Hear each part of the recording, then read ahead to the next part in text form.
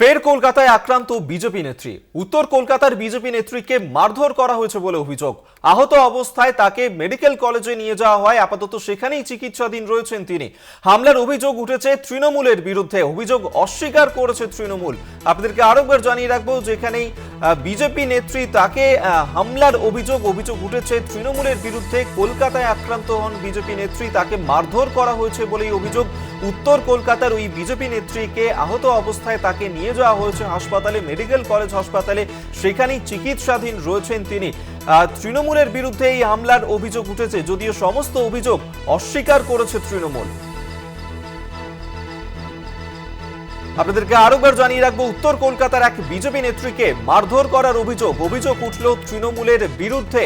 ফের কলকাতায় আক্রান্ত বিজেপি নেত্রী, আহত অবস্থায় তাকে মেডিকেল কলেজে নিয়ে যাওয়া হয়, সেখানেই চিকিৎসাধীন রয়েছেন তিনি। সেই ছবিও এই মুহূর্তে দেখাচ্ছি আপনাদের সামনে। আহত অবস্থায় তিনি চিকিৎসাধীন মেডিকেল কলেজে, এবং এই ঘটনায় অভিযোগের তীর তৃণমূলের বিরুদ্ধে, যদিও সমস্ত অভিযোগ অস্বীকার করেছে তৃণমূল।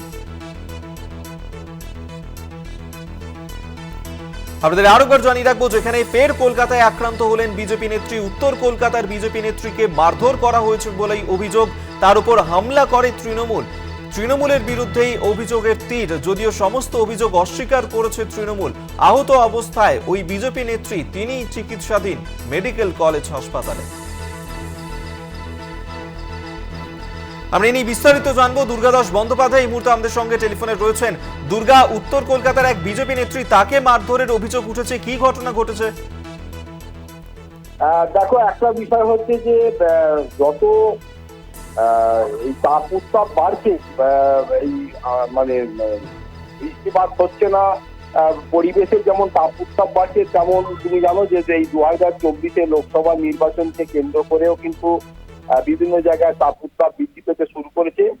এবং যেটা জানা যাচ্ছে যে বিজেপির এক নেত্রী গতকালকে রাত্রিরে কিন্তু তার বাড়িতে ঢুকে আক্রমণ করা হয়, এবং তাকে সঙ্গে সঙ্গে এনআরএস হসপিটালে ভর্তি করা হয়।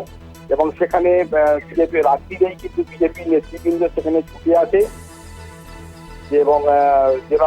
এবং সেখানে উত্তর কলকাতার বিজেপির প্রার্থী আমাদের তাপস রায়, তিনিও কিন্তু বিষয়টা নিয়ে খোঁজখবর করেছেন এবং সেখানে ছুটে গেছেন। এই বিষয়টা দাঁড়াচ্ছে যে ইন্দার যাদব একেবারে, এবং সেক্ষেত্রে কি পদক্ষেপ নেয়, অবশ্যই সেদিকে নজর থাকবে। আপাতত ধন্যবাদ তোমায়। দুর্গাদাস বন্দ্যোপাধ্যায় টেলিফোনে ছিলেন প্রতিনিধি।